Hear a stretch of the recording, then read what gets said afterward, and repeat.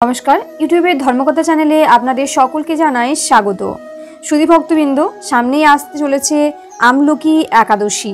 आज के आमरा एई भिडियोटिर माध्यमे जानते पारबो जे आमलकी एकादशी कबे पड़छे एबं पालनेर समयसूची एबं तार साथेओ आमरा जानबो जे आमलकी एकादशी ठीक कि, केन एई एकादशीर नाम आमलकी एकादशी हयेछिलो एबं आमलकी एकादशीर दिने उपवास करले कि आमलकी खाওয়া যেতে পারে ए सम्पर्केও आमरा जेने नेब एबं सबशेषे आमरा जानबो जे आमलकी एकादशीर व्रत कथा एबं आमलकी एकादशी आमरा किभाबे पालन करब।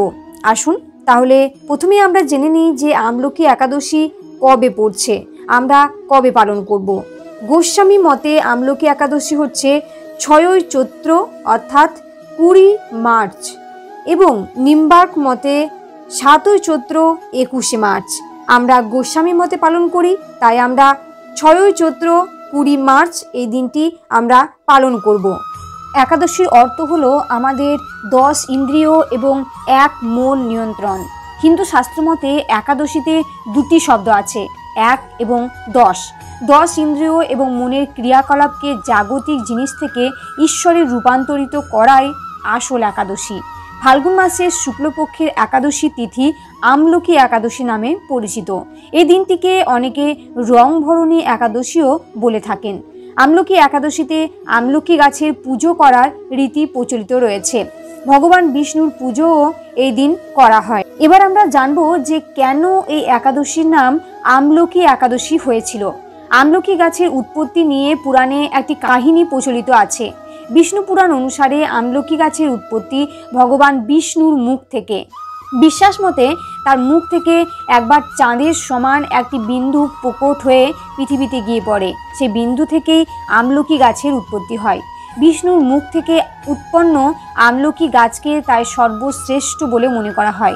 भक्तদের বিশ্বাস যে আমলকি फल भगवान विष्णुर अत्यंत प्रिय। आयुर्वेद अनुयायी এই ফলের প্রচুর উপকারিতা আছে। भक्तদের आरो विश्वास जे आमलकी खेले 3 गुण शुभ फल लाभ करा जेते पारे। अनेके मने करे जे आमलकी एकादशी तिथि এই গাছে अवस्थान करें स्वयं लक्ष्मी। सौभाग्य और समृद्धिर देवी लक्ष्मीर कृपा पाওয়ার জন্য এদিন আমলকি গাছের পুজো করার রীতি প্রচলিত আছে।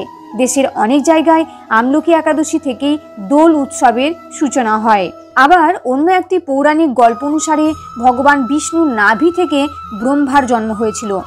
परम ब्रह्मा के जानार जोन्नो तखन तपस्या शुरू करेछिलेन ब्रह्मा। सेई तपस्याय खुशी हये विष्णु आविर्भूत हन। चोखेर सामने नारायण के देखे ब्रह्मा तार चोखेर जल सामने राखते पारेननि।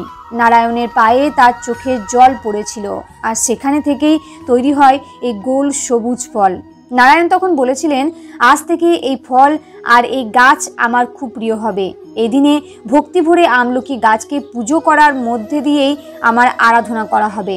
আমলকি একাদশীতে পুজো করলে সমস্ত পাপ বিনষ্ট হবে এবং জীবনে আসবে শুভ যোগ। এবার আমরা জানবো যে কিভাবে আমলকি একাদশী ব্রত পালন করব। পণ্ডিতরা বলছেন যে এদিন খুব সকালে অর্থাৎ ব্রহ্ম মুহূর্তে ঘুম থেকে উঠে স্নান সেরে বিষ্ণুর পুজো করুন।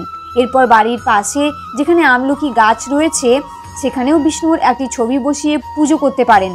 আমলকি গাছের তলায় হলুদ কাপড় বিছিয়ে নারায়ণের ছবি রাখুন।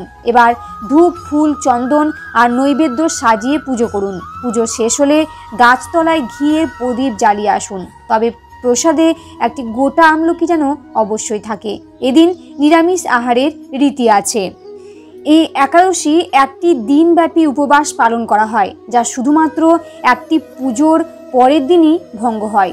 ভক্তরা ভগবান বিষ্ণুর কাছে প্রার্থনা করে এবং দরিদ্র ও অভাবীদের খাদ্য বস্ত্র ও অন্যান্য প্রয়োজনীয় জিনিস দান করেন। এবার আমরা জানবো যে এই একাদশীর উপবাসে আমলকি খাওয়া যাবে কি। এটা বিশ্বাস করা হয় যে আমলকি একাদশীতে ভগবান বিষ্ণুকে আমলা ফল নিবেদন করলে ভক্তের সুস্বাস্থ্য সম্পদ এবং সমৃদ্ধির আশীর্বাদ পাওয়া যায়। আমলকি একাদশীর উপবাসে খাওয়া যাবে কি না? না, আমলকি একাদশীতে ভক্তদের অবশ্যই কঠোর উপবাস পালন করতে হবে এবং এই দিন আমলকি খাওয়া যাবে না। এবার আমরা জানবো যে এই একাদশীর ব্রত কথা। কথিত আছে প্রাচীনকালে চিত্রসেন নামে এক রাজার রাজত্ব ছিল। তার রাজ্যে একাদশী ব্রত অত্যন্ত গুরুত্ব সহকারে পালন করা হতো। তার রাজ্যের সমস্ত প্রজা একাদশী ব্রত পালন করতেন। অন্যদিকে রাজার মনে আমলকি একাদশীর প্রতি অসীম শ্রদ্ধা ছিল।